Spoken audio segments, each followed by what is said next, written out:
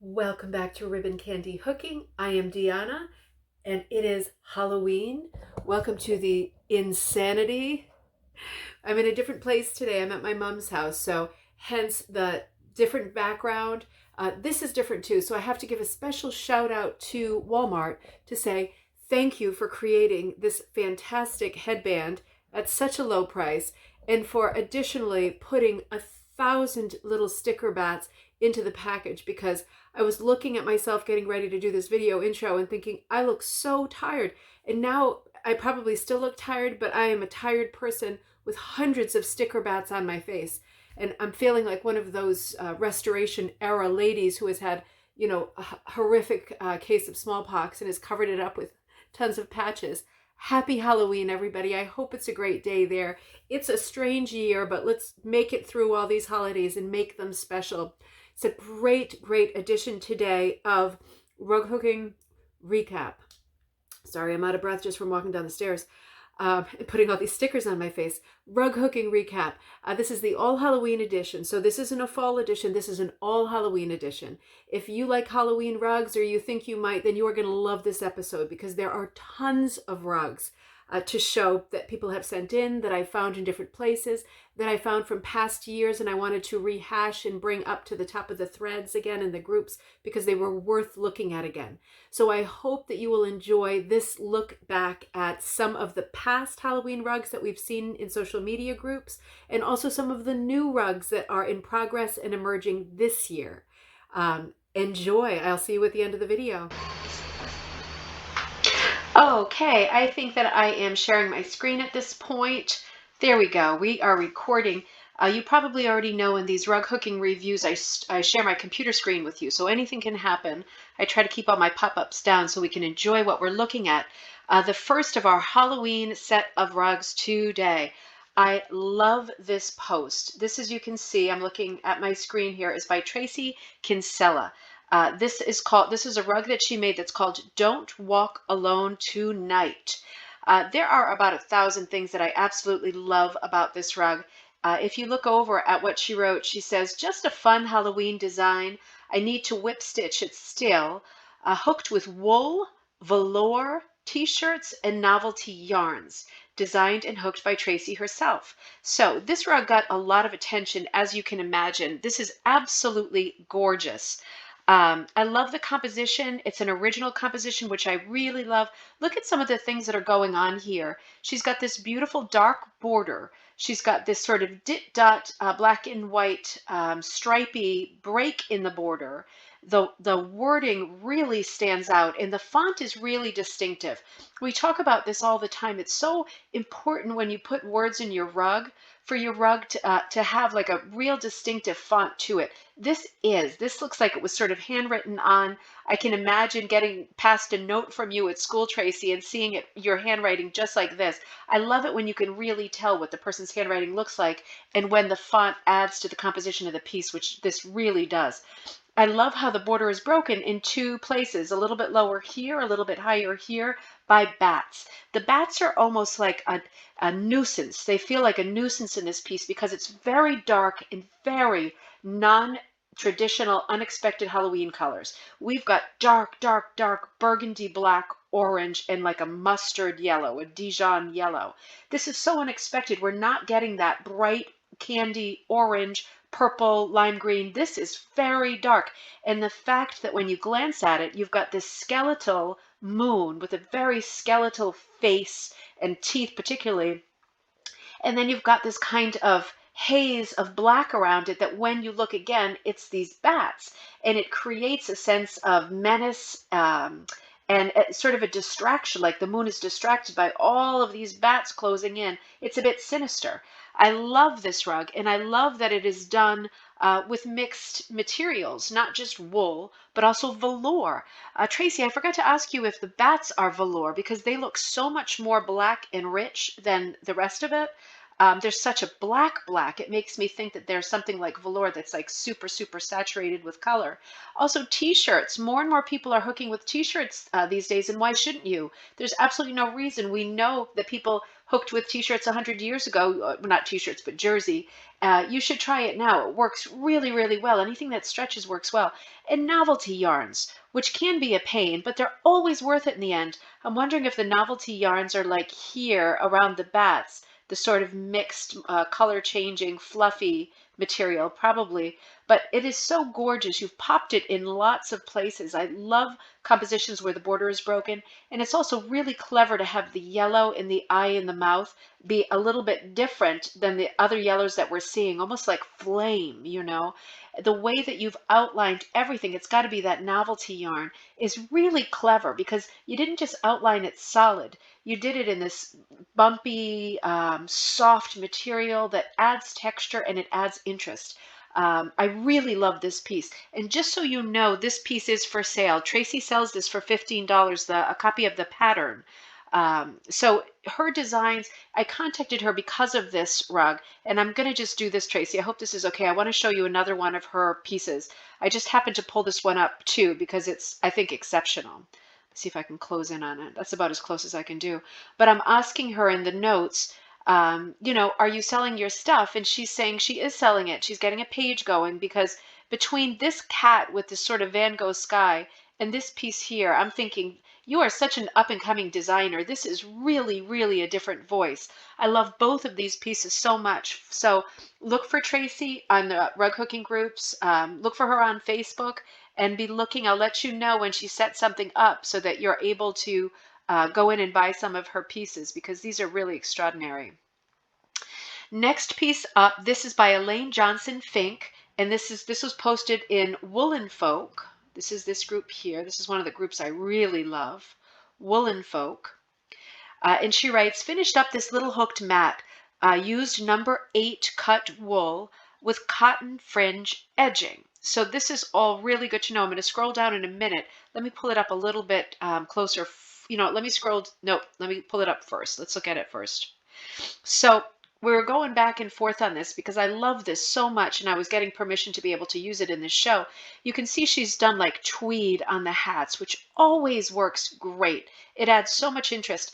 Now look at the way that it's hooked. The mouths are like you've got the dark spaces for the missing teeth, and otherwise you've just got this nice thick row of teeth. It's super, super, super primitive in white. I love how the eyes are not white in the background. They look like, these pumpkins look like they've had it a little bit, as they should. They look a little bit like hobo pumpkins, you know. A lot of directional hooking here around eyes, really clever. You can see how she attacked this. We've got some beautiful shadows going on. I like the odd shapes of the noses, no two alike. They are just really, really, really different. The expressiveness of them and the colors. This pumpkin here on the left with his really light rings around the eyes, and the way the color changes coming down toward the darker mouth really pops the teeth on this one, the whole mouth on this one. This one too, so much interesting directional hooking. It's so, for people who love primitive like I do, so many of us do, you love to see these beautiful directional loops. It really draws you in. The background is like an antique black, again with beautiful directional hooking. Really unexpected. Your eye, when you're looking at something like this, your eye just relaxes and just takes a trip around where all the lines are going. You know, it's like walking a labyrinth while you're sitting down and not having to do any exercise. It's like walking a labyrinth. Your eye just follows, just like the Fantastic song. And it's a beautiful trip that you take. I love the color of this border too. It looks like a greenish gray and it changes color. So perfect. And of course it mimics the word Halloween. Again, what a font. What a font of everything. What a font of beauty. What a font of creativity. What a font, like a letter font as well.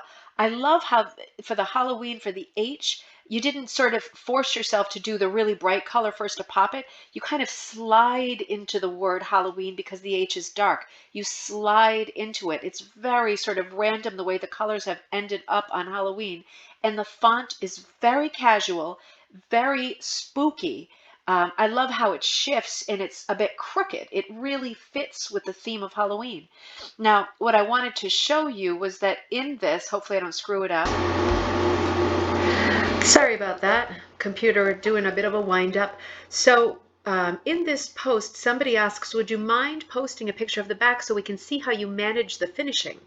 And so Elaine writes back that she hasn't completed the back, but she flips it over and she tells you exactly how she's going to do it.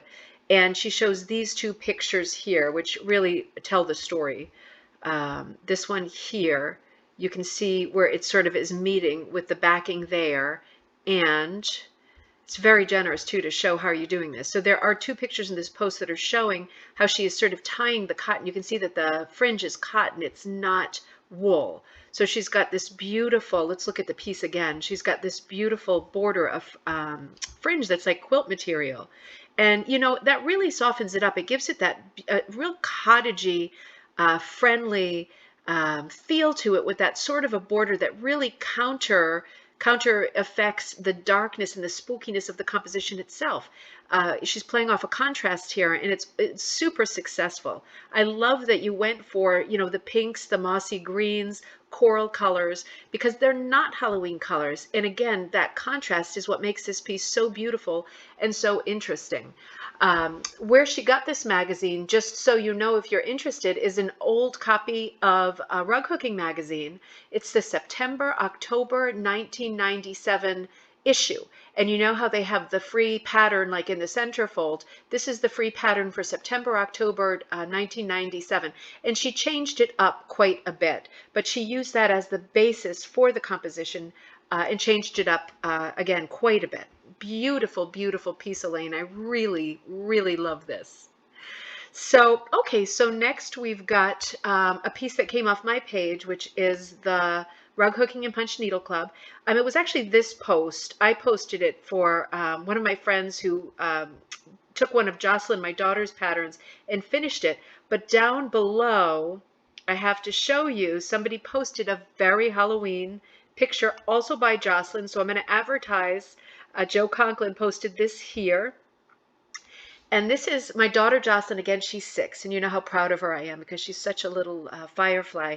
But this is one of her drawings that we did last month in September when it was her birthday. We had a sale in the store and we promoted all of her patterns as kits. And this one was called Running Away by Jocelyn. And Joe did this so well. Each kit came with a ton of extra wool and colors because Jocelyn drew the designs. Obviously, I put them onto backing and made everything right, but she picked out the colors too. So I made sure with every kit that there were tons of extra colors in here so that you could have a real play and make some decisions about what you wanted. You weren't limited to having a certain color cat and a certain color background. But what Joe did here is just extraordinary. There were so many crazy neon colors in there, and I love how he kept the dress like a dress on this cat with these beautiful directional hooking and color changing yarn that was in there. I love how the cat's face is sort of figured. The tuxedo cat with the light face and the black markings. I just love tuxedo cats because their expressions are always so clear and obvious. They all look so different, and this one looks very different. And then the very white for the eyes and for the teeth was just enough. The claws coming out, very primitive in its style. I love the shot of blue up the side, and I love the framing of the ears with a little bit of neon. The neon down below, like either Scooby-Doo style, speeded up running of feet, or like a lacy trim. You have to ask Joss about that. But I also love this way you worked at the background. It almost looks like there's letters. There could be letters. This almost looks like an R. That's a really clever way to work a background. It has almost a tribal look to it, the lines. And I love, look at this corner up here. Just a little bit of a color changing wool up here. Just a little wacky in the corner for some color. Back down here for some more color. Why not plug in, and in here too, why not plug in a few strands in random places of those kinds of colors? It can only improve the composition and the look of the thing. I love the way this came out. It is just gorgeous. Jocelyn had the biggest smile when she saw this done. I'm super, super proud of her drawing at her age, and I'm so happy that we did this because the rugs that I'm seeing as a result are extraordinary. This one, Joe, is amazing. The way you did the mouth too, that little red mouth on the inside is so cute. I'm going to show, I never do this, and if you know me, you know I never do this. I'm going to show our page, ribboncandyhooking.com, so that if you want to find those kits, they aren't currently on sale, but they're there. $26. Well, actually they are on sale. They're not supposed to be, but they are, so go for it. $26 for these kits. They're a little bit smaller than most of our kits, but they're not like punch needle small. This is where you would click the link to get them, and they are kitted. They come as a full, actually you choose your design here. Which one was that? That was Running Away, I think. It was this one. But she's got tons of designs that she drew, and they're all here. And it comes with, you can dictate like what kind of colors you like, or you could just say, surprise me. And with Joe, I think I surprised him. And we came up with that beautiful, beautiful piece. Thank you so much for posting that. So this next piece was posted by Krista Smith Clark in Contemporary Rug Hooking Group, one of the really big groups, full of busyness and talent. So this is a gorgeous piece. I was writing with Krista, and she knows that I love this piece. She's saying, I made the Spruce Ridge Studios rug in 2006 and brought it in today to hang in my office for a bit of Halloween cheer. Now, isn't this the thing about any holiday rug? You really want to take it out, at least for part of the year, to enjoy it. And it's like it brings you through that wheel of the year. Particularly this year in 2020, it is hard to feel the wheel spinning. So many things remain static and are a bit depressing and are certainly different. It is nice to have the sameness of being able to take out something that is for a holiday and put it out just like you did the year before and the year before that and the year before that, and God willing, you will next year and all the subsequent years. So this is just a beautiful composition. People loved this, lots of comments and laughter on it. It is a beautiful, beautiful piece. And I just wanted to show, besides looking at the hooking, I mean, do take a break and look at the hooking here. The whiskers, look at the mouth with the two little teeth, the little amber eyes. Krista, I love how you outlined in the gray. That makes a lot of sense with the blue background. And I love the O in the yellow, the oak leaves falling, the different colors that they are, the fantastic directional hooking. It looks like Kitty is on a log here. I mean, it's just, look at like the way that he's hooked underneath, like his little bits of fur hanging down. He's dancing, he's celebrating, he's got his claws out. Anything could happen. The world is his Halloween oyster in this picture. This is so sweet. So I checked into, I love it, Krista. It's beautiful. I love the colors too. I love the colors in the pumpkins. And when you do orange and blue together, you're going to hit it out of the park, because on the color wheel, they are opposite colors. So put in your oranges with your orangey browns, and then put in your shades of blue that have variety. Like, look at how many blues are in this. It even leans toward purple, if you can see my cursor over here, and then blue gray, and some mixed sort of printed tweedy or herringbone type stuff. When you put those combos together, those color combos together, there's no way that you can lose. You can't make a wrong move. It's gonna sing. So I ended up looking up Spruce Ridge Studios, and I had questions about this. I didn't have time before recording to sort of fulfill my questions, but I'm wondering if it is, or if it is still a Spruce Ridge Studios design. So I wanted to take you to their page, which is gorgeous, spruceridgestudios.com. You can see they sell patterns, they sell kits, they sell accessories and wool fabric. I'm just going to come up to the patterns here. This is look at all the artists they sell too. Anne Willie Designs, Cabin Creek, Cindy Gay. I mean, these are like big hitters here. Not Forgotten Farms, that's like my favorite. Really big hitters. Catherine Porter, I didn't even know that. But I'm going to go into Spruce Ridge, and there are a lot of beautiful designs in here. I mean, this whole website is filled with gorgeous designs, but you can see there's a lot of other ones. I love the primitive style of their stuff. I know I've shown them before, but it's worth showing again. These are gorgeous. I love this Halloween one here, this pumpkin with the owl. I still haven't gotten that. I need to get that. But look at all these gorgeous primitive holiday designs. I think I might have shown this in the last episode, but again, it's worth seeing again. So definitely check out Spruce Ridge. I also pulled up, because somebody on the comments for this rug wrote, I love this Keith Kemmer design. I think Woolly Fox has his patterns now. So then I checked Keith Kemmer, and here he is, and indeed he is under the umbrella of Woolly Fox, which is another great site, woollyfox.com, WOOLLEY fox.com. And here's a little bio about Keith. Started making rugs back in the 70s. A lot of these links are either broken or they're just not there, but the ones that are, look at this one, Civil War, stitched by Rod Applegate. Beautiful. But I'm sure you can write them if you're looking for particular patterns that are not showing up. I'm going to come back to this, because as it happens,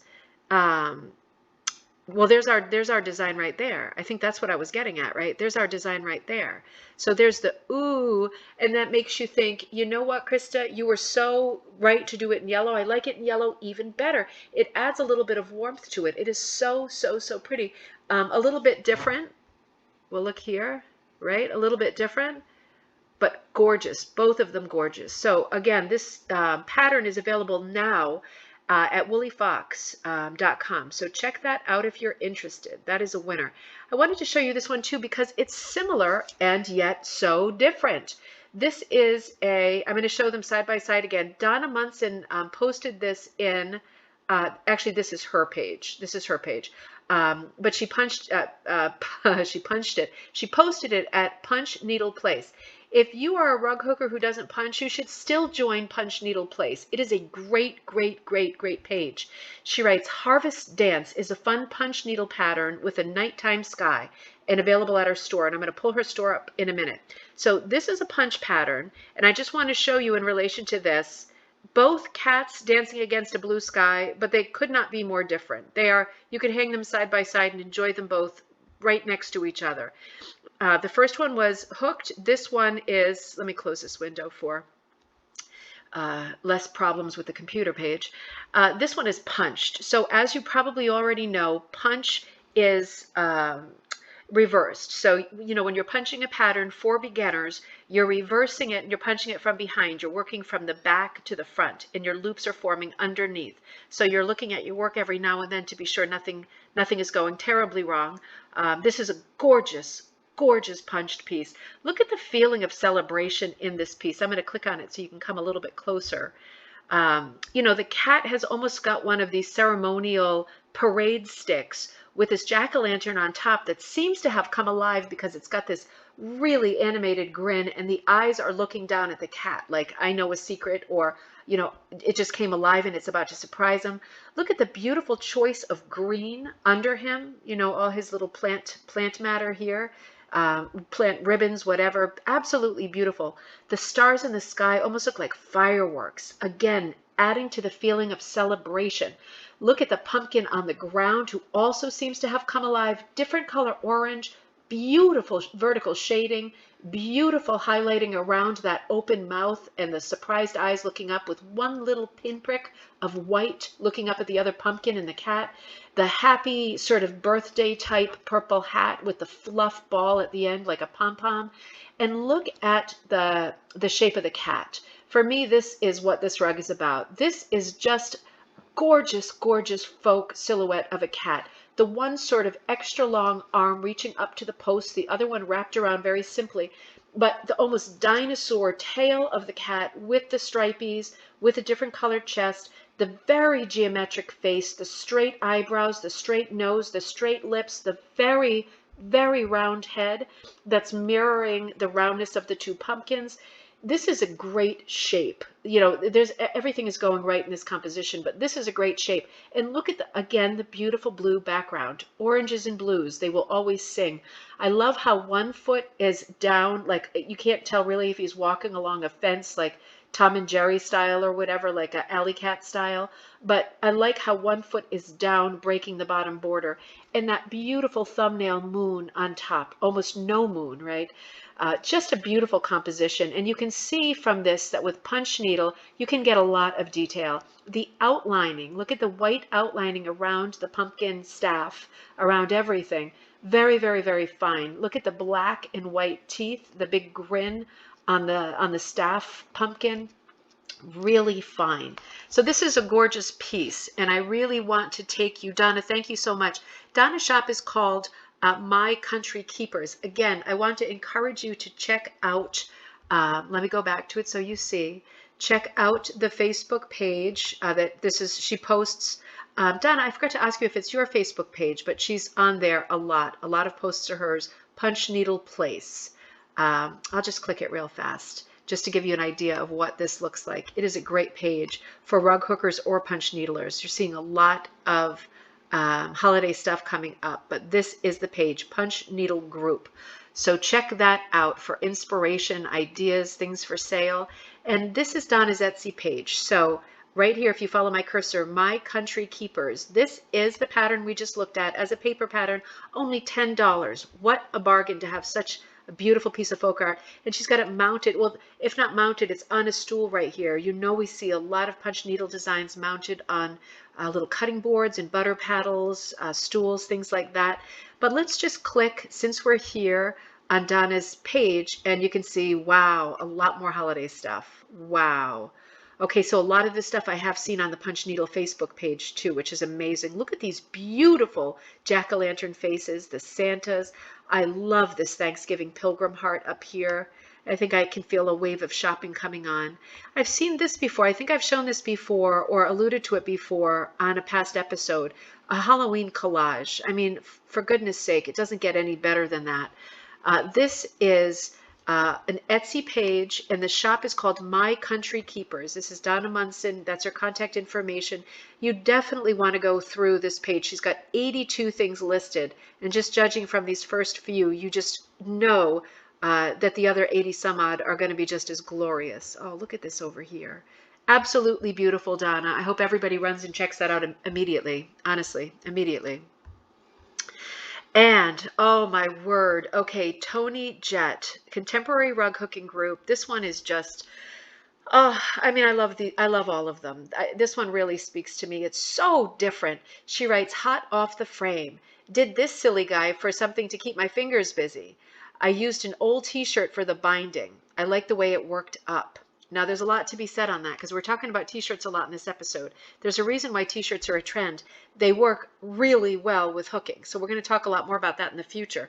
But Tony, this piece is just, I just love it so much. It's so dark. It's so whimsical. I love the spottiness of the pumpkin. I've never seen this before.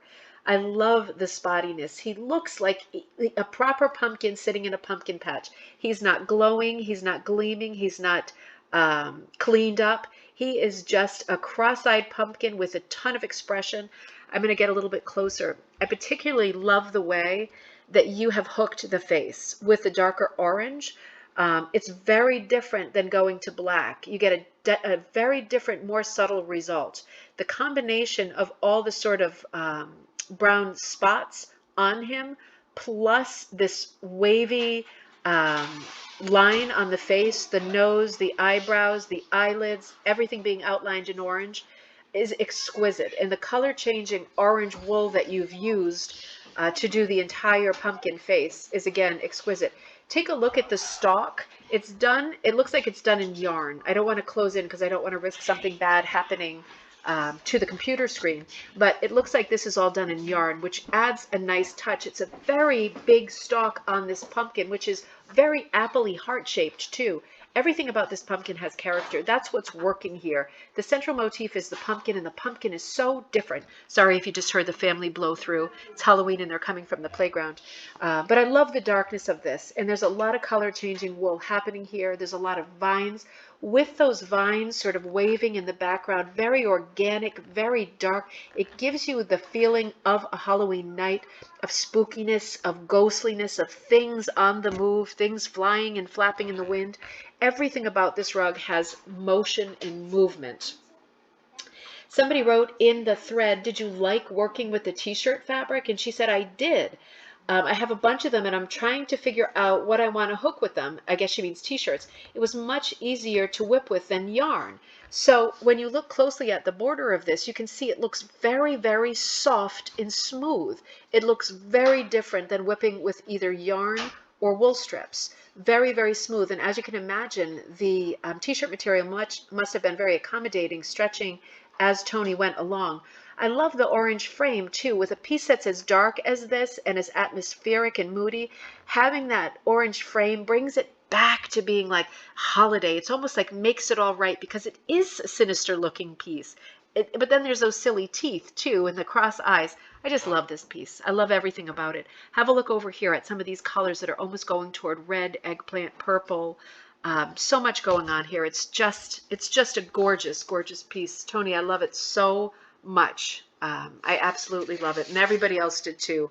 It was a piece of many comments and many laughing faces. Beautiful. Now this was put up by Lynn Gill. This is another great piece. Oh, you know what? I'm going to have to pull that back up because I made a mistake. There was something else I wanted to show you on there. I'll show you in just a second. Lynn Gill posted this in Contemporary Rug Hooking Group, but I also want to say that Lynn Gill's own group is Lady of the Club, and that is a beautiful group. You've got to check it out if you're not already a member. It's a very friendly group. I love how she posts a lot of vignettes, a lot of personal things, a lot of good mornings and good nights. It's a very cozy group to belong to. This was posted in Contemporary Rug Hooking Group, and she writes, she's bound for Halloween. Bound in more ways than one, right? So beautiful. Again, people loved this. Beautiful, simple composition of a cat with this magical wizard type hat on. All these sort of loop-de-loops. You know, when you do this kind of thing, if you're a beginner, you're just pulling your loops through really far and sort of manufacturing the loops and the shapes of the loops as you go, as if you were going to do like Waldoboro hooking. You're just pulling them up really far, but look at the effect that it gives, putting a sort of border on the cap and the two little ears sticking up over the fringe. Look at the beautiful sweep, the curl of this hat, the stars, the moon. I love how the face is understated. The eyes are kind of hiding under the fringe of the hat, the little red nose and lips, and then the really neutral background with the neutral stitching. When you do this kind of whipping on the edge, it really keeps the piece suspended and you're really focused on the central motif, which is the cat. It's done in silhouette, so it stands out very starkly against this background. It's a wonderful complement, but it's a very whimsical piece, and you can see even the cat itself is hooked in many different colors of black, so like an antique black look. Now, this pattern is for sale, so it will be worth checking on it. I would write to Lynn directly. I would write to her directly if you're friends with her or you find her, or I would go to her group, Lady of the Club, or contact her on this post in Contemporary Rug Hooking Group and ask about this pattern, because this pattern is for sale. And it's hard to picture, especially for a beginner. This is something you can easily tackle. And I love the loops in the fringe of the hat. And you can also think of doing multiples of this. You could do this pattern multiple times and do different colored cat, different colored background, different colored hat, different design on the hat, and different fringe on the hat, you know, like eyelash wool or anything different showing more feathery stuff. You could do a whole series of these cats. And wouldn't that be an amazing sort of vignette to have up for Halloween? Oh, right. Took a little pause there. There's a lot of movement in the house. I just thought, let's look at the Lady of the Club Facebook page just for a second so you know what you're looking for. This really is an amazing page. So you can also come here to look for Lynn Gill and for the cat and all of our other designs that are just over the top beautiful. But if you don't belong to this page, check it out. This is one of my favorites. This is another really friendly, cozy page, and it's well worth checking out. So, Lady of the Club. And then I wanted to come back really quickly to Tony Jet's silly pumpkin face that I'm in love with, because I forgot to show you down in this thread, one amazing piece of art sort of begets another amazing piece of art. Somebody posted something really fantastic, and there's Tracy, who we talked about a minute ago with her beautiful moon. So Ann Miller Polizzo posted in the thread of this her amazing piece of art. She wrote in the previous thing, like, oh, this is my silly rug that I did for Halloween, in response to Tony saying, this is my silly rug of the pumpkin. Anne writes, this is my silly rug. And she had done this beautiful, beautiful rug with the witch's feet and the cat peeking out from behind the broom. And it even says, she pointed out some really cute things in it. She said, make sure that you see the word boo behind the cat. It's kind of encrypted in there. Your eye has to look for it, which makes it so mysterious. The spider coming down here. And then look at these beautiful, like Czechoslovakian, Czech glass spider web buttons. What a find when you find something like that. You've got to do something like this with it. Look at this amazing directional hooking. How clean and beautiful is this? And then something different being used, obviously, for the whiskers yarn.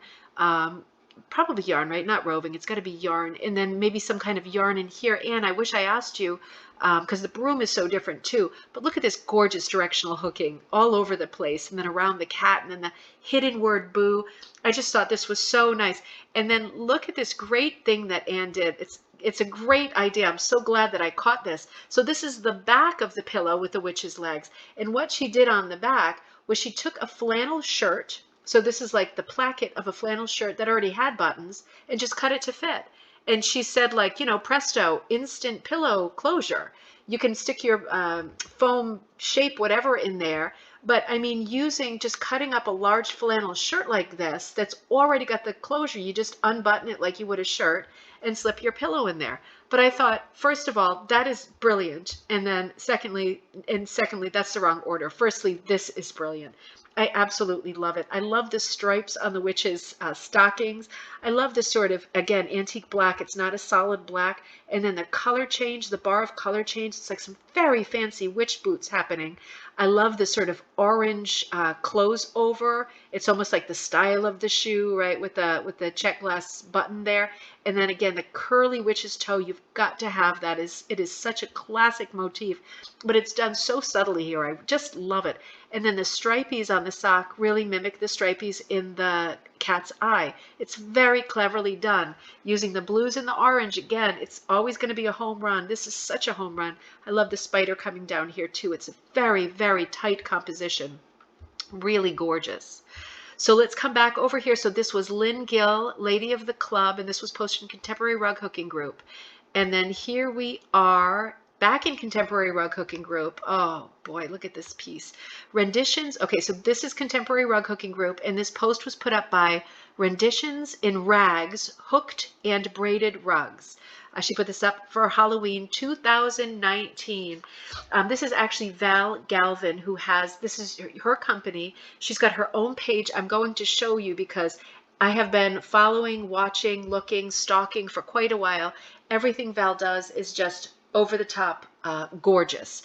So this is no exception. It's so bright and loose and has such a sketchbook quality to it. It's not like formal or rigid. It's also not super primitive. It has a painterly quality. It is absolutely beautiful. The thing that is giving it that is actually Val. So, you know, when you get a pattern like this, you have to think and loosen up and think about where you want to put colors. This is not traditional color choices here. The pumpkins are very different colors of orange, but you can see to pop the highlights, she has put in a lot of color. This is something that you figure out, number one, from being insanely talented, and number two, over time. Because not everybody would think to put a highlight in like an apricot orange and sort of a teal and then kind of a pantyhose tan and then candy corn colors on the same pumpkin. It could not be any better than this. It could not be any better. I can't imagine one loop changing colors because it is so perfect the way that it is. Do you notice how she lightens up some areas, very, very sort of muted greenish background, unexpected, but then the way she frames it isn't exactly straight all the way around. She clips some corners with the darker color. It's wider in some places, thinner in other places. That is giving it interest. When you look at their stalks, they look more like little Halloween hats. And it's very suggestive. There's a lot in this piece that is not literal, but is suggestive. And when you are wanting to experiment with or make a transition from being very literal in your hooking style to being sort of more loose and artistic, and I don't mean that artistic is better than literal. I mean, it's a different style, and you should try both.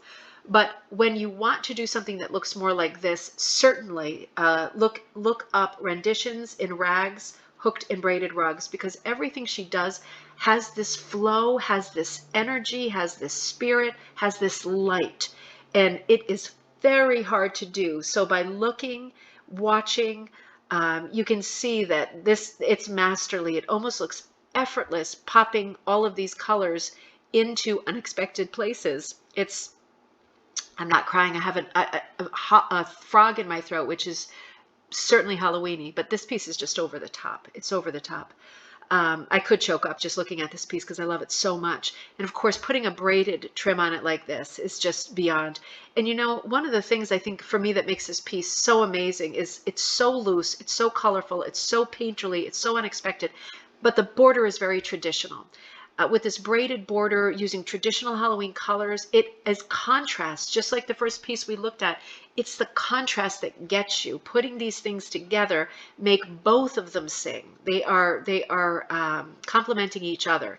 This is just absolutely gorgeous. So I'm thinking that I didn't. So you know what I'm going to do? Let's go over to Val's page because I don't want to miss you seeing this. She's using this as her Halloween, appropriately, as her Halloween banner for right now. Renditions in Rags, Hooked and Braided Rugs, Textile Company. So you can also reach her at, but you're going to want to check out this page, join this page, check out her other designs. You don't want to miss the train on this one. These are so different and so gorgeous. Thank you so much, Val. I absolutely love that piece. I love all these pieces. So on to the next page. Okay, Contemporary Rug Hooking Group again. This was posted by Carolyn Leal, Dancing Witches. And she writes, Happy Halloween all. Now, again, as you can imagine, this got a lot of attention. People loved this piece. It has a kind of stained glass Tiffany feel to it, and probably in part because the silhouette is so strong. Let's look at it a little bit closer up. I think the trees are what give it the Tiffany feel, right? This sort of color changing purple with the feeling of light coming through. It's so unexpected. When you look at this, you are expecting with a big harvest moon like that and the witches dancing, you are expecting nighttime. But what you get is a beautiful, bright yellow, sunsetty, moon yellow rather than a dark blue or black night. It's unexpected. And of course, it has to be this way if you want to use silhouettes of witches in black. But it is so clever. It is such clever problem solving. The wisps of sort of cloud suggestions around the moon look like paisleys. Again, that is adding to the uniqueness and the voice of this piece. I have not seen clouds done that way ever, and they are mimicking the color of the trees. Look at the way that she's shaded from the center out, as you would with a lot of art training. When you've got your moon in the center, it needs to be the insides of the trees that are shaded lighter. And that's what she's done here. The outside's darker. All the places that the moon is kissing, you need your bright highlights in. I just love the way that the tree branches come up through and do that kind of stained glass feel. I think it's amazing. The silhouettes are beautiful. Look at this one in the middle. You can clearly tell that they're dancing. The way that their arms are moving is very soft and fluid, very gentle and fun. It makes you want to be there in this hollow with these witches. And then she's added, with all of these sort of unconventional, unexpected little tropes, she's got a very, very nice hill, very sort of Salem, Massachusetts, nice brown hill made up of many colors, and then 3 perfectly placed pumpkins. That very traditional bottom of the rug with those very symmetrical pumpkins is anchoring this piece, because as your eye travels up, you've got this huge harvest moon, these wild trees, and these paisley clouds. So all of it is fitting together because there is contrast here too. Also, just take a second to notice how effective it is with a piece like this where you have a strong central motif being a silhouette. Imagine how easily that could go wrong if it isn't done perfectly as it is here. It could be very boring, it could be very trite. This silhouette is so alive, and this simple black border is picking it up. Your eye is pulling it together, whether you realize it or not. It's pulling in that black. It's a perfect composition. Somebody wrote in the thread, at least one person, who is the pattern by? And Carolyn responded that it was an original pattern, but that she'd gotten sort of inspiration. Parts of it were augmented by a painting by an unknown artist. So there was no sort of follow through there. When you see something and you're inspired and it's not signed, you do your own design, as Carolyn's done here, and it comes out, I'm sure, even better than the original painting was. And somebody else wanted to know if this pattern was for sale. And Carolyn said that it was a very nice compliment, but it was a one-off. And that makes it so special that this is only on Carolyn's wall every Halloween, every season. I hope it comes out and it makes its appearance, because these three dancing witches cannot be contained. They are too good. Absolutely love this piece. And just one more remark, that yellow with the purple, those are complementary colors as well. So that's why this is working so well. That purple is very close to blue, but you've got a lot of sort of red grape in it, the reddish purple in it. And that is working against the yellow in a way that is super technically effective. But then when you add this almost blue-gray of the highlight on the tree with the purple, you're getting something different. You're getting something magical. It's like alchemy. Appropriate, right? I also love the way that you've hung it up in a real simple way. Very, very sweet. Everything about this is magical. Everything about this is Halloween. Thanks so much, Carolyn. That's gorgeous. So this piece, another gorgeous piece, and we need help with this piece. Please, somebody solve the mystery. Mary Raymond Allenstein posted this on Halloween last year, 2019. She says, "Happy Halloween, everybody. The name of the designer on this rug has been lost in the mists of time," something like 10 years ago. So we are looking for the designer on this rug. I have not seen it before. I absolutely love it. She's got it marked 2013. If you recognize this, please let us know, because I'd love to be able to tell Mary, and I'd love to know myself. This is such a neat composition. This is so different. So beautiful pumpkin parade. It looks like we've got the pumpkin king and queen up front with an array of party goers in the background, living scarecrows, a sunflower scarecrow, something that looks like a carrot or a turnip scarecrow with the mate to that, which is the male counterpart, I guess, in a similar costume. This is so whimsical and different. Look at the costume on all of the characters. The Pumpkin King is looking so dapper, but look at the queen here with the sort of gourd hat and these beautiful pansy-shaped flowers, the beautiful petal-shaped skirt bustle, the spring like from a pumpkin stump coming up from behind what looks like a little daisy type flower, a black-eyed daisy. This is so beautifully done too. Mary obviously is a master. The shadows of this row of trees back here, doesn't that really add something? When you're looking at composition, we've got a lot going on here. We've got an unusual frame within a frame. It's like a play within a play, right? Once you do that, you are setting yourself up for either a really strong composition or a mess. This is a more than really strong composition. This is a beautiful moon coming up on the right, which really stands out, and it's mimicking these trees. It's bringing your eye forward, right, like the cursor's going, through the diagonals of the shadows of the tree into the party and out again with the dark shadow on the opposite corner. And just to make sure there's shadows in this border too. So it's bringing your eye right down through the piece. We normally read left to right. In this case, we're reading really right to left. And it shakes things up. It makes you think, it makes you look, it makes you stop and pause. And you don't want to miss any sort of components to this design. When you look down through the shadows of the trees, you're then looking into the ring of pumpkins. What's so neat about this design, I'd love to know the designer, is that look at the way the faces of the pumpkins are all facing in, like they're having some kind of primeval ceremony, Stonehenge style, going on in this field on this night. But then as you get to these pumpkins, it's very realistic in that their faces are turned. Mary, this must have been hard to hook, to get these colors just right so that you could see that the pumpkins were turned and facing inward in a sort of ceremonial circle. What is going on here? Nobody knows. You can only guess, but it looks very benign and even sweet.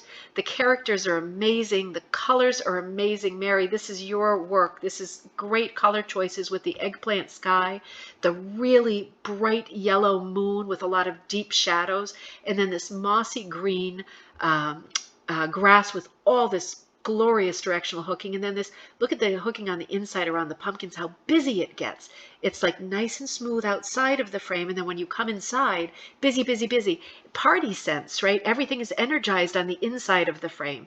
It is really different. I've never seen anything that looks like this. I absolutely love it.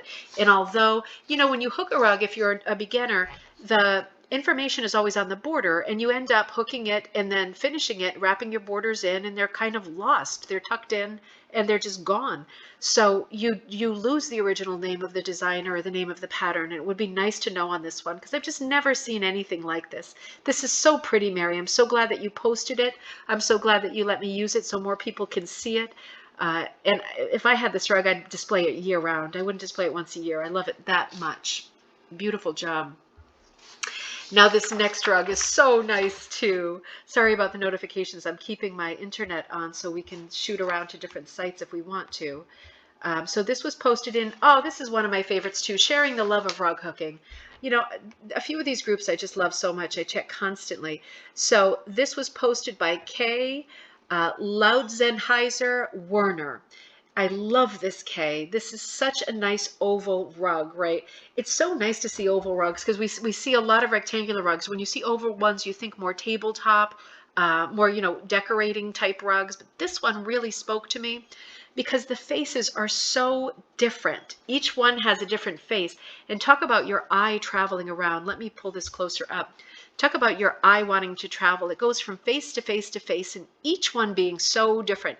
I love this one up here. If you can see my cursor, it's kind of in like a celery pistachio green with a little orange nubbin of a nose. Look at the way Kay has gone around the eyes with the lighter color and highlighted them.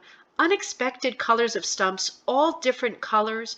Even within the pumpkins, all different colors. Look at the hooking. These are big, wide, primitive pieces, and look at how she's got them in there. It's not really directional. It's like just so many gorgeous loops side by side, round and round, up and down. I just love following the loops with my eye. This really nice dark mouth with a few teeth sticking out over it. Really charming. I love this one the most. And moving to the next one, different face each time, different color stalk. This one with a sort of celery stalk to match the one across from it. And then look at the kind of Frankenstein bars on the lips, almost like stitches, the dark mouth with a couple of teeth.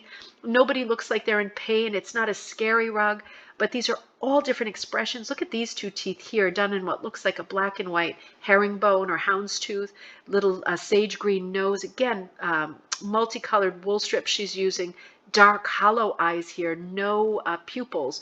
I like how it's just different from pumpkin to pumpkin. This one again has a bit of a yellow tooth. He hasn't done so well at the dentist, and the little sparks sort of in the cross of the eyes here. Beautiful hooking. It's so different. I just love it. And then of course this crazy cluster of colorful stars that pulls the whole composition together. These two grayish purple stars really pull your eye across to the bars or the stitches on this pumpkin. You really need that. And then this very golden star in the center kind of goes with this gold tooth over here. So it's just beautiful. The choices of colors are very well balanced. I love the antique black background. I love the orange border. It's got color changing in the orange border. It's not rigid. It's not sort of set in its way. It looks like a piece that if you close your eyes, you're going to open them again and the pumpkins are going to have different expressions on their faces. It's very vivid and vibrant and alive. I just love this piece. So Kay says, I finished another Halloween rug. The pattern is from You and I. So, Kay, I love this piece. It's just gorgeous. I hope you have it out a lot. And I wanted to take you to You and I. You as in E-W-E, and I, E-Y-E. What a sweet name. Their website, youandidesigns.com. So if you come over to their page, another fantastic website to shop from, home, about us, cross stitch, rug hooking, Beeline, Townsend, and you're able to click on different categories like seasonal. Let's do seasonal, geometric, animals, patriotic, and then you're able to pull up, wow, Pete and Penelope. I think that one's got to be coming my way. Wow, look at that one too, Gordy's Gang. Beautiful, the pumpkin pie with the crow. Wow, these are gorgeous designs. I hadn't gone onto this page yet. Look at these designs. Wow. So you're probably going to want to come check out some of their other pages. Halloween is obviously today.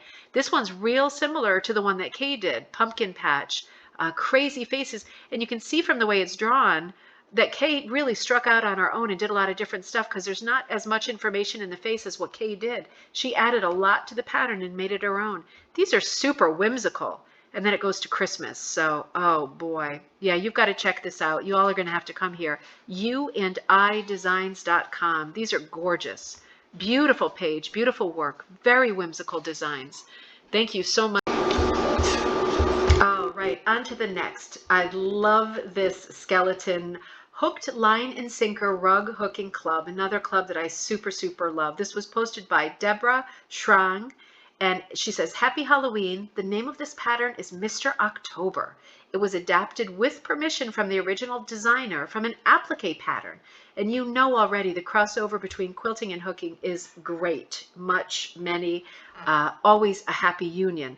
So this post got a lot of attention. Even Deborah said she was so surprised at how much attention this got. But how could it not? This has all of the elements that we love to see in a Halloween rug. There is so much. Look at this border, by the way. This is a crazy, complicated, beautiful multi-border, row after row of whipping here. You can get multiple whipping rows. You just have to have the patience and the talent to get there. But you can see it almost looks embroidered on the border. The way that the wool is shining is absolutely gorgeous. A perfect way to frame this piece. Very geometric. It has a hit or miss style, doesn't it? A great scrap composition. And it is just gorgeous. Simple central motif. It's funny. It's spooky. It's colorful. This great design with the skeleton sort of relaxed like a male model with a hand slung over this vivid pumpkin. Look at the colors that were chosen for this pumpkin. Oranges, celery greens, sages, beautiful. Look at the sort of background of swirls. You've got to have that, right? With this composition in so many straight lines, having those swirls in the background is what makes this rug great. It's what makes this rug sing. She also mentioned to me in a personal message that the original applique piece was done by Carol Steely, Steely. She hooked this in 2014, and it's triple whipped with orange, purple, and black wool yarn. You know, everything about this I want to point out, but when you've got three whipped borders, and then you've got two rows of sort of hit or miss geometric, and then right into the design with the break in the squareness of it with the spirals and the pose of the skeleton, the outlining of his body is really important here. Even look at this one little shadow behind the pumpkin. Very simple shadows in the pumpkin, outlining the hand is making everything pop. It gives it a great graphic, fun look, an illustrative sort of look. And then these two gorgeous bats that are done in the same black as the hat. I love how the buckle and the band on the skeleton's hat is really picked up in the border. It's not just picked up in the border. The buckle colors are picked up in the center of the border, and the band colors are picked up in the four corners. That's called color planning at its best. That you can do this by accident, and that's why when you use multicolors like this, it's called hit or miss, because you hit or you miss. But when you sit and think for a minute and think, you know, these are two important colors here because I'm using them in part of the central motif of the skeleton, I want to be thoughtful about where I put those colors to make it pop. And Deborah was super careful to keep the two goals right in the center, centered there. And then sort of the bookends of the purple on the hat are being used as bookends on the frame too. So that's planning, that's being thoughtful, just taking a minute to think about what works best. And I have to say, I love everything about this rug, but what I love the most about it is its extreme graphic quality is so softened with contrast to this pumpkin. Again, contrast, when you have so many colors and it's so graphic and line driven, and then in the middle, instead of doing a very solid pumpkin in one of the colors that's already there, you choose a color that's not there at all, and it's a mottled color with interest, and it's soft, and it even has a soft looking moss colored tweedy stump. When you do that and you bring your eye to the center, which is the pumpkin, you've got all this rigidness around it. Even with the swirls, you've got a lot of bold color, and then you come to the center and it's this soft color. It really adds a lot. Having done that one thing, it makes this composition absolutely perfect.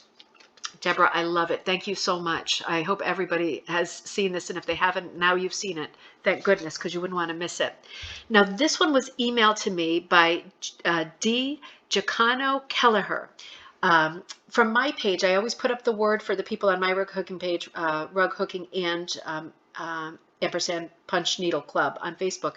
So this was emailed to me. I always put the flare up. Let me see your rugs. I always like to include stuff.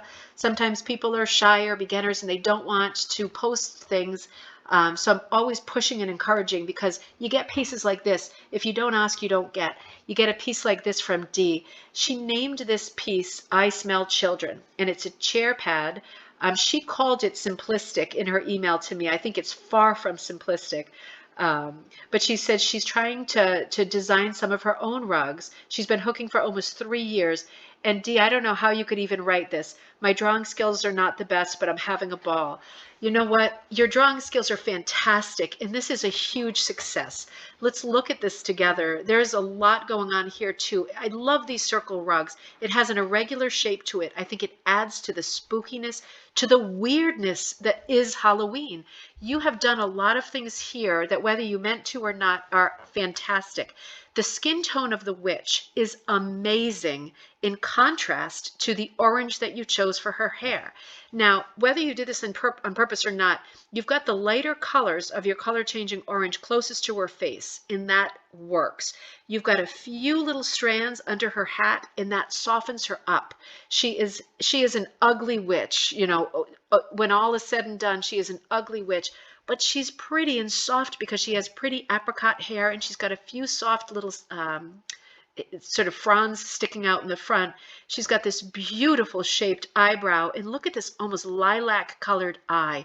It's like a glassy, maybe cataract style eye, but it is pretty. It's a pretty color that you chose. The crooked nose gives her that fairy tale sort of nursery rhyme quality. This is a witch with a very distinctive old-time nose and chin. It's very stylized. You should be so proud when you draw something like this, because it pulls on our idea historically of what a witch looks like. Again, harking back to fairy tales and old illustrations, this is the kind of witch that you see. It's nice to see her on Halloween. It's the right time to see her again. This one is so pretty. That eye really pops it. And the color of the lips, instead of being scarlet red, is like a blood red with one little accent strip in it. It makes a big difference. There's also one little black dot here, which looks like a wart. I love the way you've outlined part of her, but not all of her. You didn't need to outline her against the white, and you just outlined her against the darker background.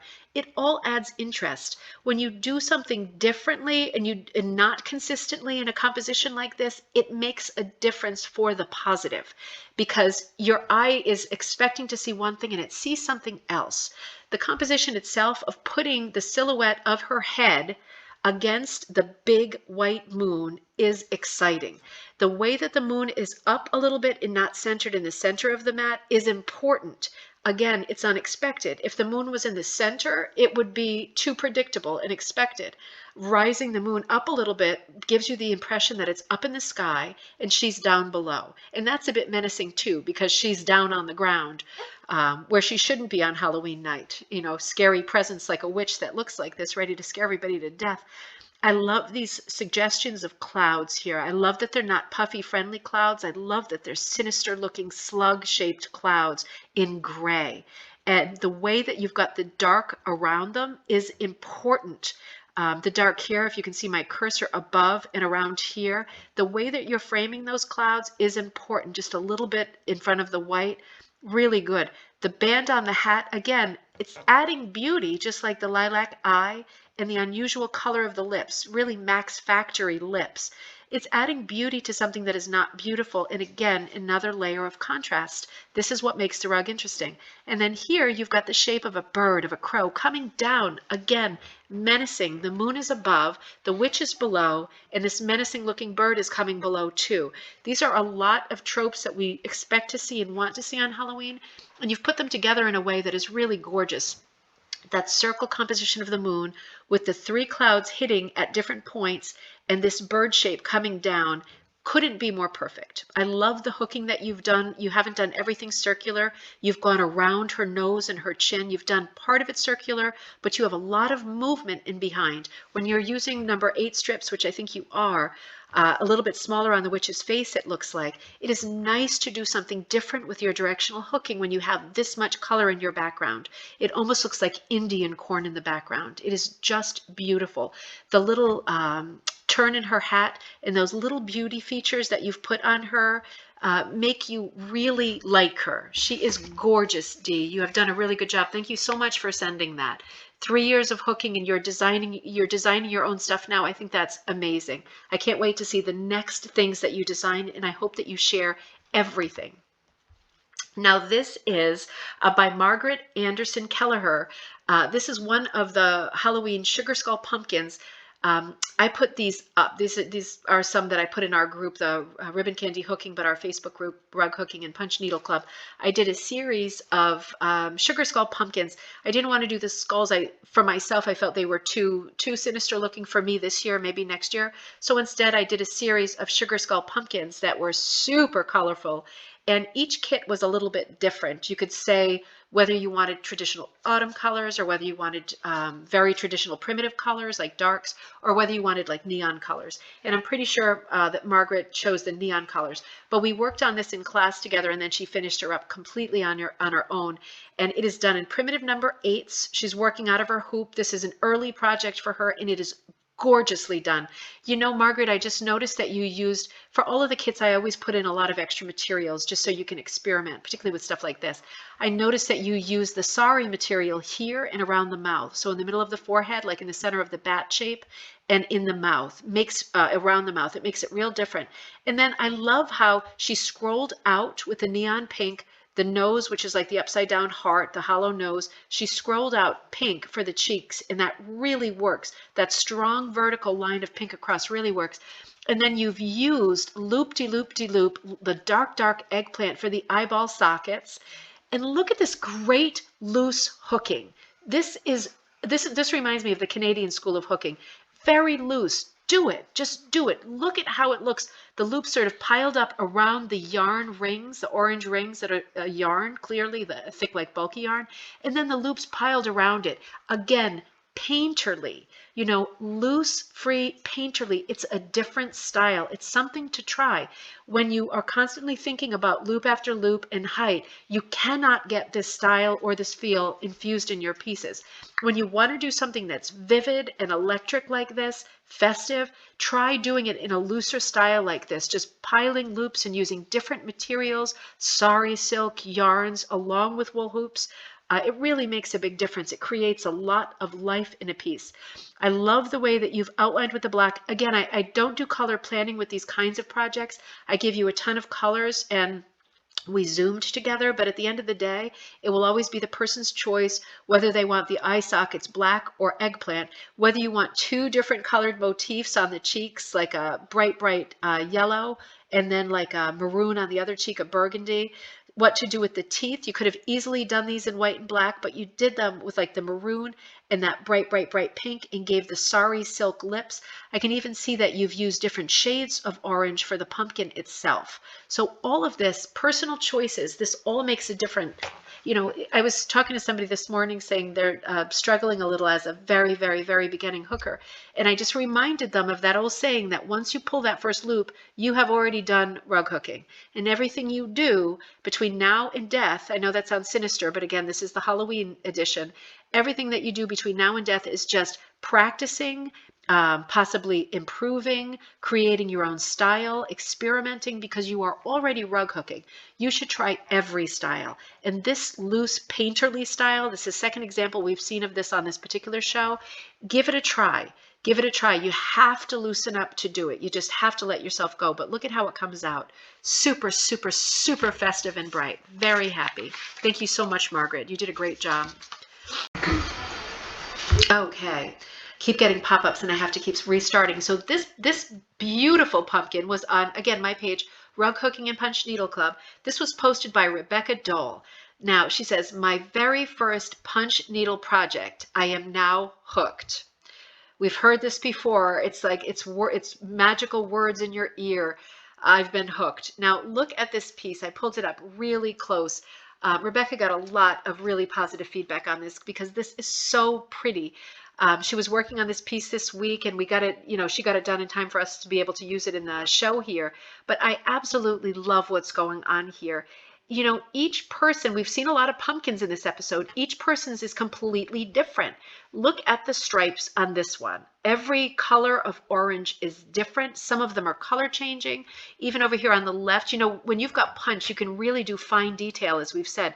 You've got thicker yarns, you've got thinner yarns, you've got cinnamon and rust colors, you've got apricot colors, you've got butterscotch colors. This is a pumpkin that has a real feel. He looks like a piece of fabric. It is so good to bring this much color and this much direction. This isn't a pumpkin where the lines and the highlights come out, go around, and meet at the center of the bottom like the axis of a globe.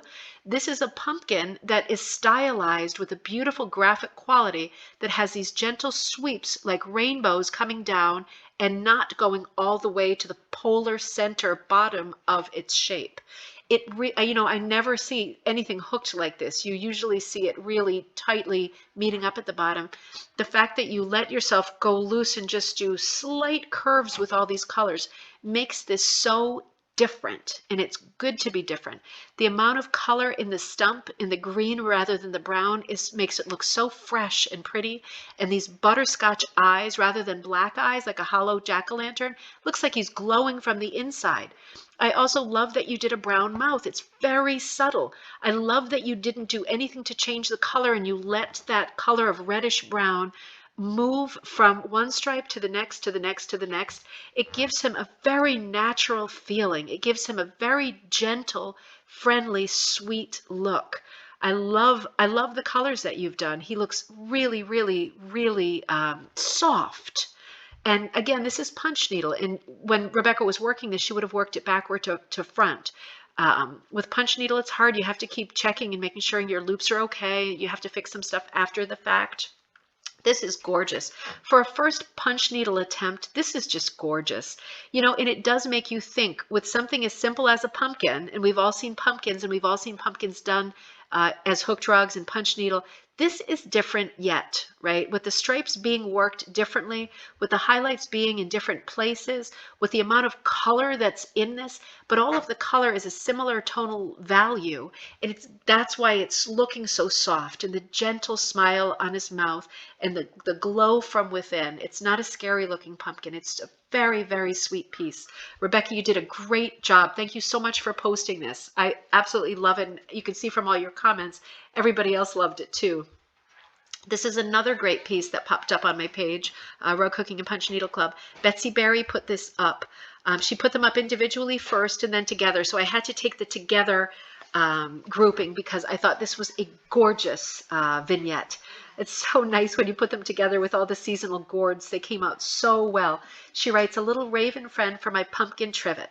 Now these are just beautiful, Betsy. These are beautiful. You have got, look at the colors on this. When she first posted the pumpkin, I wrote, you know what? I have never thought about doing a bright yellow background on a pumpkin. And I just thought, again, that is so different. You see lots of dark backgrounds, blue backgrounds, purple backgrounds. There's nothing wrong with that. But you just don't see yellow backgrounds. And when I saw one, I thought, wow, look at how simple. Let's look at the pumpkin first. Look at how simple this is. This yellow background with a bit of color change. It goes darker. Again, this is very free and loose hooking. This is not fussy hooking. This is not precise. Free and loose. And this is the painterly artistic effect that you get when you go free and loose. She was careful to keep a border. You want to keep your border clean. You've got to get at least one row of border going. But you can see at the bottom to ground the piece that she's got the greens and the browns, many, many shades.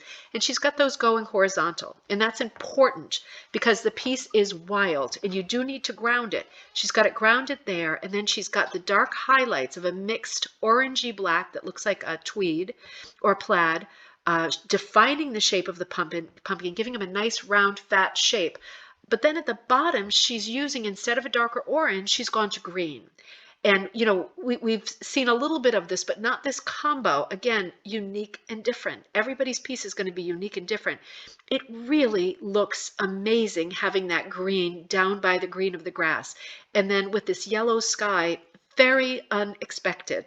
Everybody said, with the first posting too, when she just did the pumpkin before she got to the crow, everybody said, wow, that's different. it's so simple and so different. You know, it's hard to get that combination because we see so much now because of social media, all media. But this really is different. I love your loops. I love your style of hooking. I love the colors and the looseness. It gives you a real sense of freedom. That is the touch of having like the little sort of curly stems hanging off of the stalk really cements the feeling of freedom in this piece. It is really, really bright and alive. And then you came out with the crow, which again is so pretty and simple. Betsy, you're like a master of doing primitive design in a simple way that's not predictable. And that's really hard. You know, if you've taken art composition classes or you know anything about art, reading books about art, it's very hard to do simple, right? With everything, it's very hard to do simple. It's much easier to do fussy, busy, but simple is hard because you have less lines to play with. Now, both of these are really good examples of simple. The crow against the moon, and then one branch underneath them, and the suggestion of a little branch here and a little branch here, a few branches coming in. It doesn't hit you in the face. It's not like prison bars of branches going across the moon. It's just a suggestion. It's very simple. And the fact that the moon is not round also suggests that there are leaves, other things in the composition that you are not quite seeing. That adds interest. I hope you can see this here on the right side of the moon. There's a darker, almost reddish brown color coming in just here across the branch, maybe brownish red, and going out here. It's a different color, the branch, than the background, which is again like an antique black. And that really helps putting those branches in that very similar color with a little bit of red. You get that little touch of brownish, bloodish, dried blood red, which is perfect for a Halloween rug. It also looks like he has a blue eye, one little loop. Beautiful. Adds interest. Again, when you see this bright light color like a lilac eye or a light blue eye, it makes you think a little bit like cataract. It's a little bit scary, very Halloweeny, but again, another great composition, very loose. The lightness of the beak and the lightness of the wing to just suggest a difference of color. You keep that starkness, that silhouette feel, but you have enough of a different color to get definition and shape into the bird. It's absolutely beautiful. I love the way that his legs are going diagonally out in front of him. You'd expect them to come straight under. They're going out this way. It almost makes you feel like he's like holding on in the wind or something. There's movement around him. This is two beautiful pieces and a beautiful vignette. Betsy, you did a great job. I'm so happy that you're in the group, and I'm so happy that you posted these because everybody's been enjoying them. Okay, here's another one from my group. I did a bunch from my group together. Heather Wing, who is one of my great buddies, did this design that I absolutely love. It's a pumpkin design, but let's look closer because there's more going on. She's got a pumpkin design. Now, check this out. There are skulls for the eyes, right? There is a huge bat for the mouth, and the nose is a Halloween hat. On the sides, we've got sort of a definition coming in with lines, but in a spider web design.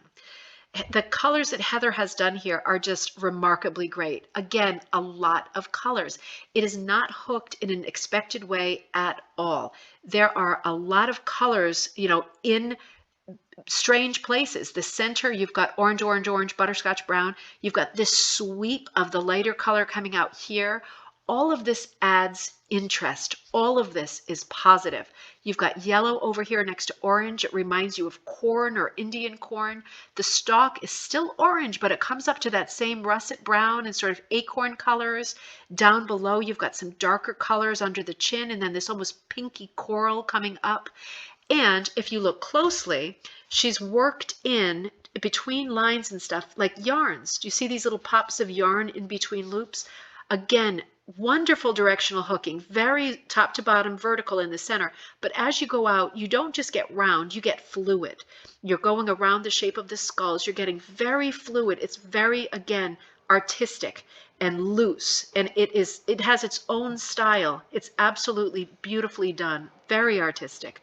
Look at this yarn here, popping in here. You get that sort of eyelashy, colorful feel going.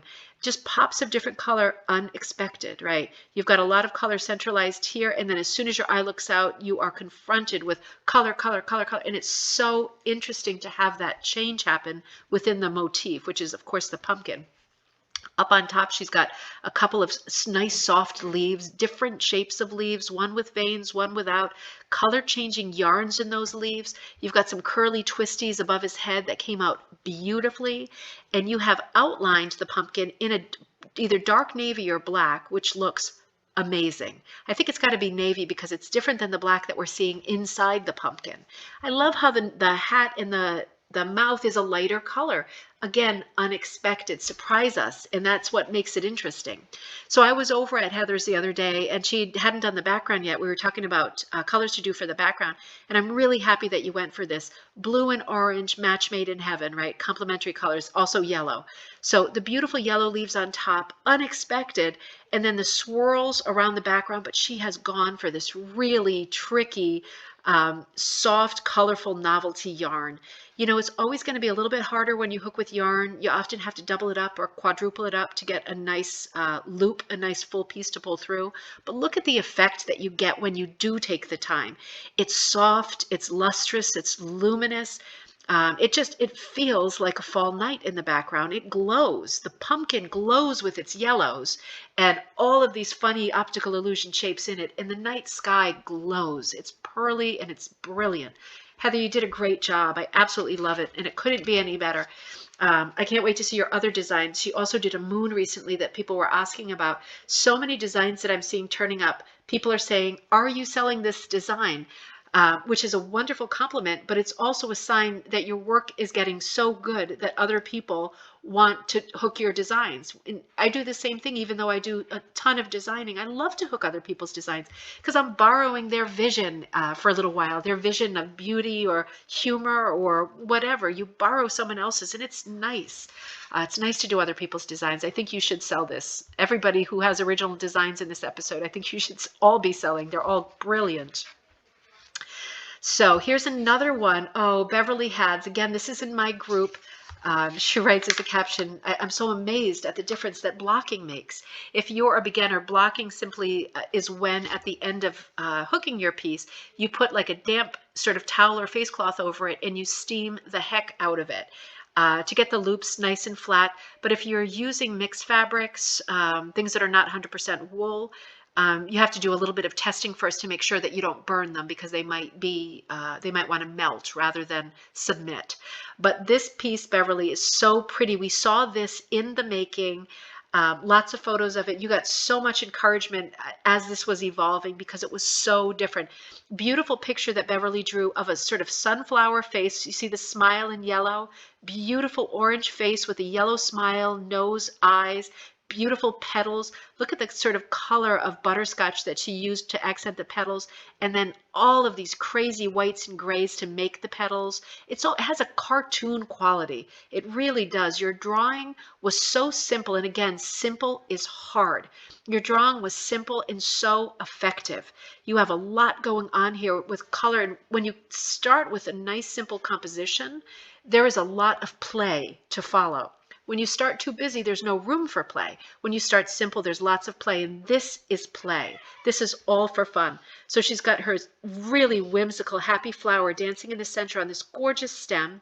Make sure you look at the sort of pops of color in here. Nice, rigid, mossy green, but then this novelty yarn all around it, color changing, darker sort of grassy forest emerald colors. And she's outlined with a darker navy, could be black, but I think it's navy, the shape of the flower. And you framed it out a little bit, but not all the way around. I don't see this line being carried all the way around. And I like that I don't see it because it's unexpected. You are doing something different to the eye. We've got shape and definition here, and then over here, I'm seeing like all of this beautiful eyelash novelty. Fun fur, it's called fun fur, it's actually yarn, mixing together, mingling together. It creates such an atmosphere, this beautiful purpley Halloween night with all of these colors. You know, when you do something that's based in Halloween colors like orange and green, orange and purple, also green, and then you add other colors like almost these tulipy reds, and then these misty, puffy teals and turquoise, periwinkle. You get so much more bang for the buck. I love how you've stopped the eyelash yarn in certain places because it gives you negative spaces in a darker color. that look like they could be birds or cats. Maybe they are birds or cats. This looks like a cat to me, and this looks like a crow to me. I don't know if that's intentional or not, but it works. I'm seeing puzzle pieces in between all of this eyelash fur that I remember you writing was very hard to work, but you said in the end it was worth it, and when there's a happy ending, it is worth it. But this is a very different composition. You should be so proud of this. It is so soft and pretty, and it has a mystical cartoony quality to it. I don't know anything that looks like this piece. I would love to have this on my wall year round. I love the colors, I love the softness, and I especially love how you were struggling a bit with the novelty yarn and you pushed through, because that is the great lesson in everything. You came out with the most perfect piece, you pushed through with something that was a little bit tough, and you ended up, because you pushed through, having this feel to it that is produced by these novelty fabrics, these novelty yarns, the fun furs. They are so pretty. They add softness and character like nothing else, but it's hard to hook. So congratulations on a beautiful piece. I also love this little soft face, just a suggestion of a little facial expression in there, and then all these shapes in the background. It's just gorgeous. Beverly, you did a gorgeous job. Thank you so much for posting that and keeping us up with it as you were traveling along with it, because it's always a journey. It's always a journey getting these things done. This is a gorgeous piece that popped up in Dion Fitzpatrick Studios' Wild with Wool. Beverly Carlaw. Whew, I love this. I love this laundry line. This one is called The Day After Halloween. And she says, I won't tell you how many times I attempted color combinations. Everybody knows that feeling, right? But it was a success in the end. Nothing is a straight shot. You know, very rarely do you get that. But this is such a pretty, really whimsical design. What a great idea, right? The two sort of gnarly trees, the pumpkin, the jack-o'-lantern pumpkin at the bottom. Just, you know, I love that you didn't balance pumpkin and pumpkin. You did broom on one side, pumpkin on the other side. This pumpkin looks like he's had it, but of course we are post-Halloween now. It is the day after. The witch has done her flying. She's got all the elements of her costume, her bloomers, her shoes, her hat, her blouse, her skirt. All of the elements are out on the line, washing up for next time. And again, so different, so unexpected. The colors of green are so fresh and unexpected. We're getting daytime colors in a Halloween composition. And it's unexpected. It does something for you that lifts you up a little bit because it's different. A few little pops of color in the grass. If you can see those suggestions of leaves, the oranges and the yellows down there, beautiful rusty pops of color. And then in the distance, just beyond the front sort of frame of what we're seeing, you're seeing the lighter sort of hills. You're seeing like a suggestion that the sun is just beyond and it's lighting up the land just further along. If you were to walk past the laundry line, you'd be walking right into the sun. And this beautiful periwinkle sky with purples and lilacs, so effective. And then she brings it back to being Halloweeny in the border with the real gray and then black, going from the pretty bright daytime colors, almost like a garden scene or a summer scene, back to the border. Your eye will hit a wall of gray and then black. And there it is. It's framed out as Halloween again. But in the meantime, you get kind of a summery sky and a fall ground, and it remains a very Halloween composition. I love the curliness of the branches of the trees. I love the way the trees are abbreviated and they don't go through the upper border. The composition is contained very well within an irregular hooked border, which adds interest. It's not perfectly the same size all the way around. That adds interest. That's what makes it creative and artistic. This piece is actually for sale. Beverly, I love this piece. The Day After Halloween. I want to show Beverly's page in case you want to shop with her. She has an Etsy page called Hooked by the Sea, based in St. Thomas, Canada. And she is going to have, here's Beverly here, she's going to have so much gorgeous stuff for you, you're not going to believe it. 227 items in this shop, and you can see just scrolling down, her patterns are just exquisite. Really whimsical, very vintage feeling. Delft Rapids over here, looks like beautiful historic scene here of bathers. Gorgeous yarns for hooking with yarn, and also gorgeous wools. So you're going to want to check out, she also does mini skeins, which are super helpful for hookers and punchers, because you don't have to spend, you know, a lot of money on one skein of yarn. If you get the mini skeins, you get like for example here, a set of 3 fresh strawberries. Ooh, I'm going to need to have that, Beverly. I'm going to need to have that. Look at all these beautiful garden colors that she does. But you're definitely going to want to check out her patterns. We've got some holiday stuff. Oh, here's this one we just looked at right now, done as a pillow. So you can find that design here among with so many beautiful, romantic, very Victorian feeling. Maybe it's your vignettes that you're doing, but beautiful, beautiful site. Hooked by the Sea rugs on Etsy. Make sure that you check that out. Now, a couple more to go. Halloween episode is expanded and large, but if you're still with me, I hope you're still enjoying because these last ones are brilliant.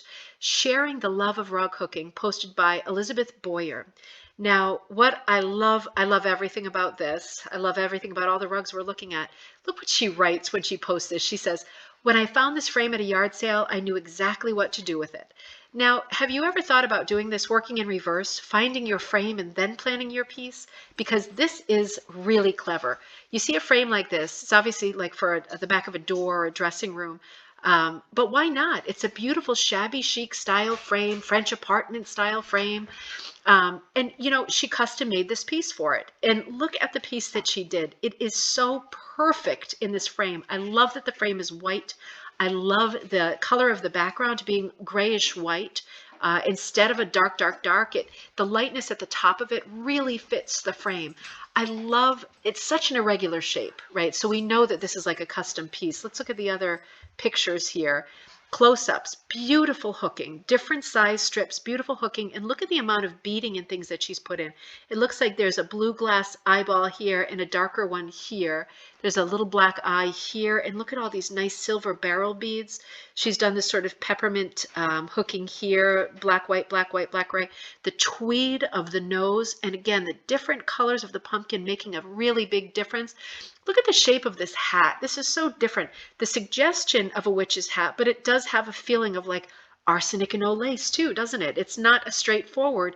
It has a spooky pointed witch hat feel, but it's a very pretty hat that's been prettified by having these beautiful purple flowers and bands on it. Sunflowers in the background really keep this composition bright and fallish. I mean, look at this close up. She's got, I didn't even realize it had quilly in it, where you roll your strips and you, in this case, she recessed them amongst the the loops. She rolled and recessed it and hooked around it. This is an amazing, amazing technique. It almost looks like cherries or berries. The scroll work that's in the ground, the expression on the pumpkin's face. Look at that big, wide grin and the way that the pumpkin is hooked in tweed or herringbone or some kind of a multicolor. But let's look at the first one again. I mean, the work in this thing is just astounding. So the finished piece is ground up. She's got a cropped pumpkin on the bottom. This is all brilliant composition stuff. She's not showing us a full pumpkin. She's showing us a cropped pumpkin. And he has a funny face. And it makes us want to look up and read up. So this is almost like a yard long in reverse, right? We're looking up from the pumpkin through the ground. It's very alive with colors and berries and fruit shapes. Very alive ground, right? Full of motion. And we're seeing, you know, not at first glance, but we're seeing those dark bird, sort of crow raven shapes in there with their jeweled eyes. And then another one of these pumpkins with a different funny grin, but similar. It's very, very whimsical. The character of the pumpkin lady up top looking like the character in an old movie is just beyond perfect. Being framed with the sunflowers. Remember, and then another bird kind of cropped up top. Perfect. Perfect. If the bird and the pumpkin weren't cropped, it wouldn't be such a good composition, right? These are all things that matter. This is instinct and talent at work here. I love the way that the pumpkin's eyes, the character eyes, are hooked with white around them. Very simple, that old-fashioned long nose and that single line for a lip. It is a very 1920s looking pumpkin, the character itself. And look at the repeat of the swirls in the dress and the repeat of the bands of the more grape colored purple, not just on the hat, but also at the waist and at the hem of the dress. Really, really clever. I just want to point out another sort of gem in this composition, the 5 sunflowers. When you're doing something like this and you're adding things like flowers to the background, you never want an even number. You always want an odd number. With an even number, it would look too symmetrical, too forced. You always want an odd number. Elizabeth obviously knows this instinctively because this is an incredibly beautiful composition. So much of it is hidden and mysterious, and so much of it is bright and light. You've got the dark hidden parts down, below the ground level, and you've got the light, bright parts up above the ground level. And it almost looks symbolic in its lightness versus darkness. Really beautiful piece. It's one of these pieces that there's so much more to it than meets the eye. It's absolutely beautiful. I love it, Elizabeth. Thanks for letting me use it. Now this piece. Okay, so our last rug of the episode. This rug was put out by my friend Leslie, who I met at a hook-in last year. Her Facebook name is Leslie's Cork Creations. That's her business too. She does beautiful sort of corkboard things out of wine corks. Beautiful, beautiful stuff. But this is one of her, she's a masterful rug hooker too. This is one of her original pieces. I think this is so beautiful. Again, original design that she drew. It's 24 by 24. The dyed wool, she did a lot of dyeing with this. So the moon is dyed, but everything else is Salvation Army, she says. So everything is like recycled wool that she found, with the exception, I think, of just the moon. She used the blue sky and the green ground are actually, okay, so she used wrapped strips. She used wool strips to bind this instead of yarn. So when you look at the border of this, you know that it's harder to bind with the strips. She says it was a pain, but it was worth it. We've heard that, and we've said that many times, right? It's always worth it in the end, but she got the exact same colors binding with the strips that she used for hooking. So beautiful yellow dyed moon that she did. And look at the way she's positioned that color changing gray to white cloud right between the two owls, with the moon overlapping it. That is a perfect moon. It has a sun quality to it. It's so bright and round and perfect. The hooking is gorgeous. I'm staring at the center of the moon. The hooking is absolutely impeccable and perfect. I love the way there's one round moon, and then there's the shape of a cloud that doesn't quite touch the two owls, who are sitting on almost perfectly round pumpkins. We're getting the repeat of the round, and that is so, so nice. We're getting another repeat motif with the wings of the owl and the leaves on the vine. If you're seeing the vine that's wrapping around the bottom of the pumpkins, she's got 3 leaves on the vine, and they're very similar in shape to the wings of the owl. That's really working in terms of composition. That's pulling this piece together beautifully. I love the colors on the owl.